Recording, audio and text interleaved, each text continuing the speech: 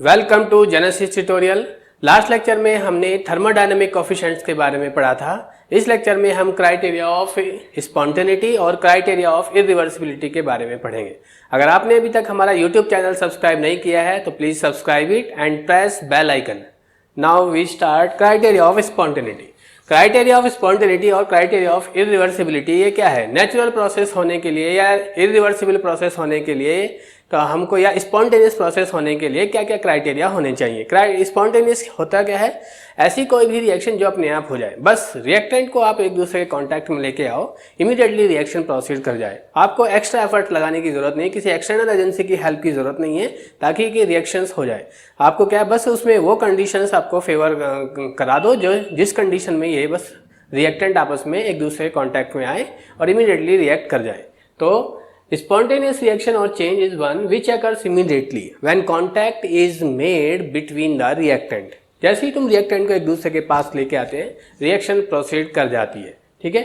और spontaneous process क्या होती है? जितनी भी नेचुरल प्रोसेस, इरिवर्सिबल अपने आप होने वाली प्रोसेस जो होती है वो हमारी स्पॉन्टेनियस प्रोसेस या इरिवर्सिबल प्रोसेस या नेचुरल प्रोसेस कहलाती है, ठीक है। इसके लिए कुछ क्राइटेरिया एस्टेब्लिश किए गए थे ताकि रिएक्शन अपने आप हो जाए। किस कंडीशन में वो अपने आप हो सकती हैं? Some criteria for these processes were establish to get the idea about these processes whether these will take place or not. ये क्राइटेरिया क्या है? इन क्राइटेरिया को याद करने के लिए आपको थर्मोडायनेमिक स्क्वायर का हेल्प लेना पड़ेगा।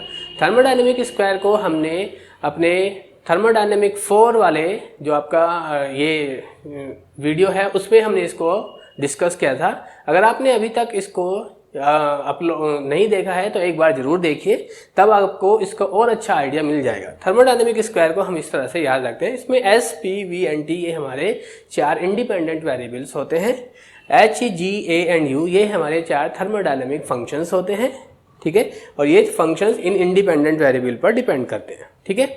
तो उसमें हमने 4 तरह के थर्मोडायनेमिक रिलेशंस पढ़े थे, एक डीएच का, डीजी का, डीए का और डीयू का। तो एक रिलेशन से ही हम बाकी को पूरे अच्छे से डिटेल में चले जाएंगे और बाकी को फिर उसमें शॉर्टकट यूज करके ही हम अपना थर्मोडायनेमिक क्राइटेरिया को डिटरमाइन कर पाएंगे। तो पहला थर्मोडायनेमिक रिलेशन था हमारा DH equals to TDS plus VDP, ठीक है। इसको हमने कैसे लिखा था कि डीएच ये किस के बीच में रखा है? डीएस और डीपी के बीच में। तो मैंने पहले डीएस और डीपी के लिए लिखा। डीएस से एरो दूर जा रहा था तो यहाँ पे प्लस का साइन, जिसकी ओर जाता है उसकी हम यहाँ मल्टीप्लाई करते हैं। ये हमने पूरा डिस्कस किया था थर्मोडायनेमिक स्क्वायर में, ठीक है। डीपी से भी एरो दूर जा रहा है तो यहाँ पर भी प्लस का साइन आया। किसकी ओर जा रहा है? वी की ओर। हमने वी की मल्टीप्लाई किया, ओके।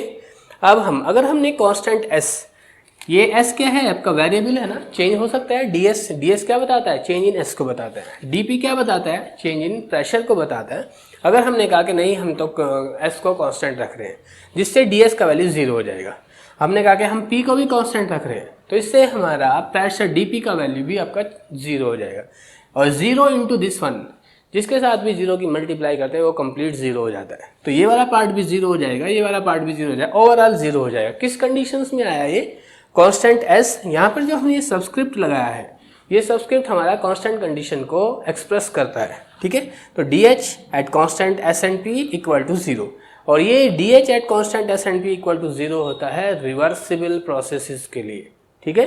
तो रिवर्सिबल प्रोसेस, लेकिन अगर हमको इरिवर्सिबल प्रोसेस की बात करनी है, क्योंकि हमने क्राइटेरिया ऑफ इरिवर्सिबिलिटी की बात कर रहे हैं या स्पॉन्टेनियस है, तो अपने आप होने वाली प्रोसेस में H, G, A and U ये हमारी एनर्जी वाली फॉर्म होती है।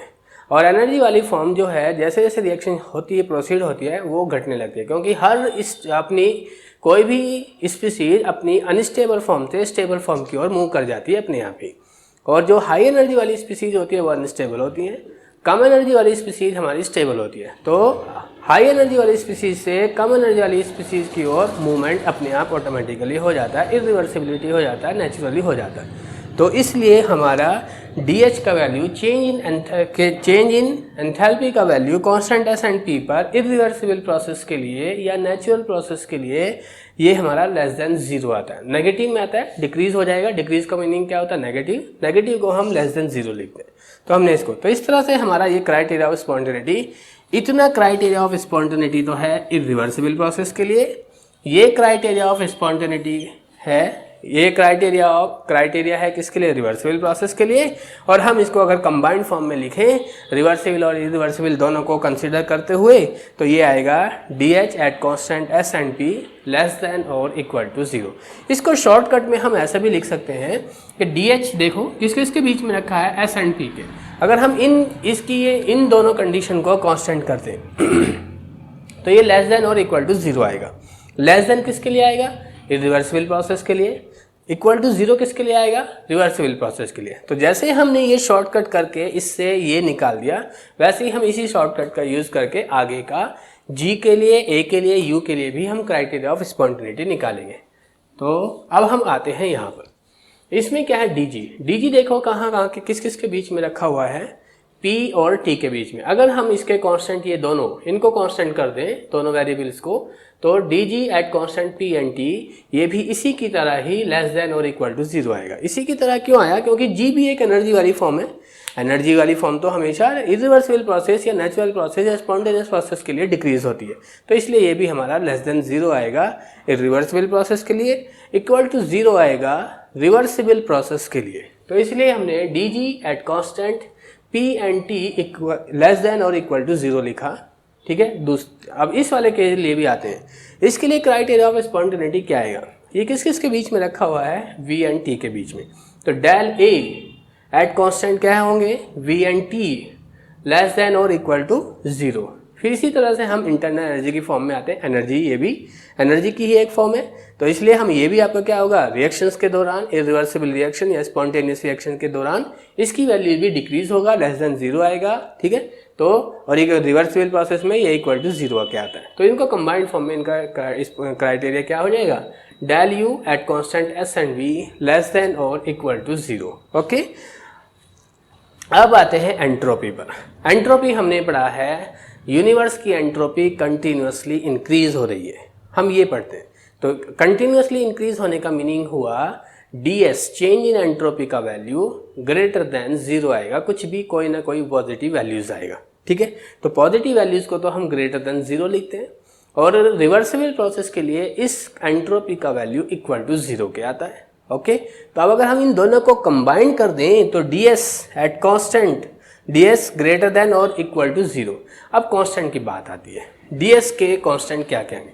DS के कांस्टेंट या तो ये दोनों होंगे, DS के कांस्टेंट या ये दोनों होंगे। ठीक है, इसके साइड या इस साइड के जो, तो DS at constant H and P greater than or equal to 0, या DS at constant U and V greater than or equal to 0। Okay, और हमने पीछे जो हमारा थर्मोडायनेमिक 2 वाला जो हमारा वीडियो लेक्चर है उसमें हमने some basic terms used in thermodynamics ये पढ़ा था। उसमें हमने ये बताया था कि जो सिस्टम, सराउंडिंग और यूनिवर्स ये क्या होते हैं, सिस्टम और सराउंडिंग दोनों मिलकर ही हमारा यूनिवर्स को फॉर्म करते हैं। ठीक है, तो ये क्या है, यूनिवर्स का फॉर्मेशन सिस्टम और सराउंडिंग दोनों के मिलने से होता है। तो मैंने DS यूनिवर्स इक्वल टू, तो चेंज एंट्रोपी क्या होती है, एक हमने उसमें वहाँ पर ये भी पढ़ा था कि एंट्रोपी हमारी एक्सटेंसिव प्रॉपर्टीज होती हैं। एक्सटेंसिव प्रॉपर्टी एडिटिव नेचर की होती है, तो इसलिए यूनिवर्स की टोटल एंट्रोपी चेंज सिस्टम के total entropy change plus surrounding के टोटल एंट्रोपी चेंज के इक्वल आता है। जिस तरह से universe equal to system plus surrounding होता है, वैसे ही DS universe equal to DS system plus DS surrounding होता है। और वही क्राइटेरिया आप इसको इधर यहाँ ले, DS यूनिवर्स क्या आएगा, वही ग्रेटर देन 0 या equal to 0। Greater than 0 irreversible या नेचुरल या स्पॉन्टेनियस प्रोसेस के लिए, इक्वल टू 0 आपका रिवर्सिबल प्रोसेस के लिए।